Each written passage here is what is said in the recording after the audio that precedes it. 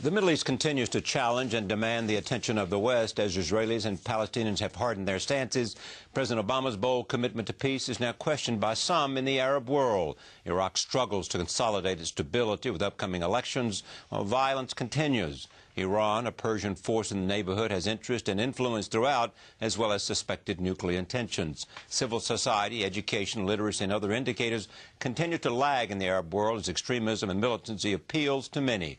What has been America's role in the region? What is the impact of our history on our current interest there? Joining me now, two authors who have new books. Stephen P. Cohen has been involved with the Middle East for more than 40 years as a teacher, analyst, and advisor. His book is called Beyond America's Grasp, A Century of Failed Diplomacy in the Middle East. Eugene Rogan is a faculty fellow and lecturer at St. Anthony's College at Oxford University. His book is called The Arabs, A History. I am pleased to have both of them on this program at this time. Welcome. Thank you. Good to see you again, and welcome. Great to have you on this program. Let's start with Stephen. Tell me where you think we are today. With Abbas talking about not running for re-election, with new settlements today.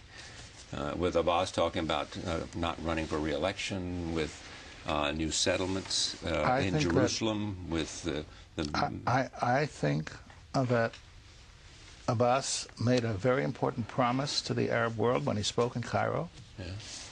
And he has not yet been able to find a policy to fulfill his promise. And in my view, that is a problem that goes back to the early days of American relationship with the Arab world, because Woodrow Wilson came to this issue making a very important promise when he talked about the right of self-determination. You go ahead. And he found that when he went to the Paris Peace Conference, the main actors there, the French and the British, did not agree with him. And at that time, the United States did not have the influence to overcome their resistance to that idea and their determination to continue their imperial path. Does he remind you of President Obama, or better said, does President Obama remind you of Woodrow Wilson because of the idealism that they both seem to articulate? The thing that makes me think of Wilson when I think of Obama is that, like Obama, Wilson came into power with a very clear domestic agenda. And his domestic agenda and Obama's domestic agenda share one thing in common. They were attempts to rescue American capitalism from the robber barons.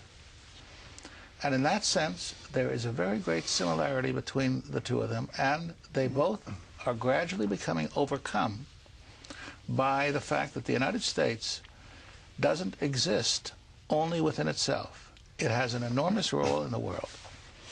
And its ability to manage that role has been most weak in the Muslim world. Obama understood that, and so he made that very important step from the beginning of saying that he was going to change the relationship. But following up that declaration with action has been very difficult because he put his emphasis, first of all, on Israeli settlements. And so he decided to go head-on with the most ideological determining factor in Israeli politics. He was not able to turn Netanyahu around. And for me, the big question is, why is it that under Obama, the United States cannot have that instant influence on Israel, unlike President Eisenhower, who, when after the Suez Crisis, gave Ben-Gurion an ultimatum to leave the Sinai, Ben-Gurion understood that he had to do it, and he did it very quickly. So you're saying that the President Obama does not seem to have the influence with Israeli leaders that previous presidents have had? No, I think it's not Obama's problem. The problem is that after the '56 war, Ben-Gurion understood that he had to overcome that vulnerability to the United States, and so he gave orders to Shimon Peres to make sure that Israel acquired nuclear weapons. And that, I think, is the big difference. That under Ben-Gurion, Israel did not have the nuclear capability. So you're suggesting that that the problems with the present sort of lapse in any kind of dialogue and negotiations is primarily at the feet of the Israelis? It's at the feet of the relationship between Obama's emphasis on nuclear non-proliferation, and the fact is that you cannot achieve nuclear non-proliferation with Iran if you take the Israeli story off from the table. Tell me how you react to what Stephen just said. I think that in choosing settlements, Obama had picked a good fight, because all the poll ratings will tell you that settlements are not popular with the American voter. They're actually not very popular with Israeli voters. And so it was one place where he could draw a line and know that he wouldn't fight in too much of a fight at home. What he hadn't counted on coming into office was to find himself faced with Benjamin Netanyahu as prime minister. I think he might have hoped to see a Kadima government led by Tzipi Livni. Right. And so in drawing this line around settlements, he was able to, instead of make a point that he could deliver to the Arab world, he gave Netanyahu a lifeline to his own electorate. Because by standing up to the American president against exercising undue influence on Israel, a not entirely popular Israeli prime minister has been able to win over very broad Israeli support. It reinforces coalition. Hugely. It reinforces coalition, which is very much tied up to the settler movement. But more importantly than that, he's got the Israeli voting public behind him, while Obama's standings in the Israeli polls is down to about 4% now, the least popular American president in Israel's history.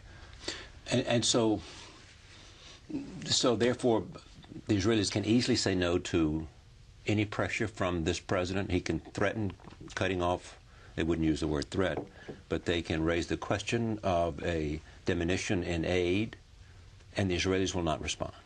I don't think that President Obama actually has a diminution of aid as an available weapon to apply. I think if he does anything that would be seen to be hostile to the interests of Israel, he'll face tremendous opposition at home. You're right. In other words, it hampers his own political will. It would get in the way. Viability. And so aid to Israel isn't like settlements. That's something that I think congressmen, senators, the American public are quite committed to. So what can the president do? My own view, if I were talking to the president now, is it's time he gets on a plane and goes to Israel. That his failing is he's reached a dead end with the prime minister. He needs to jump right over Netanyahu's head and speak directly to the Israeli electorate and excite them about a vision. So what options does the president have, Stephen?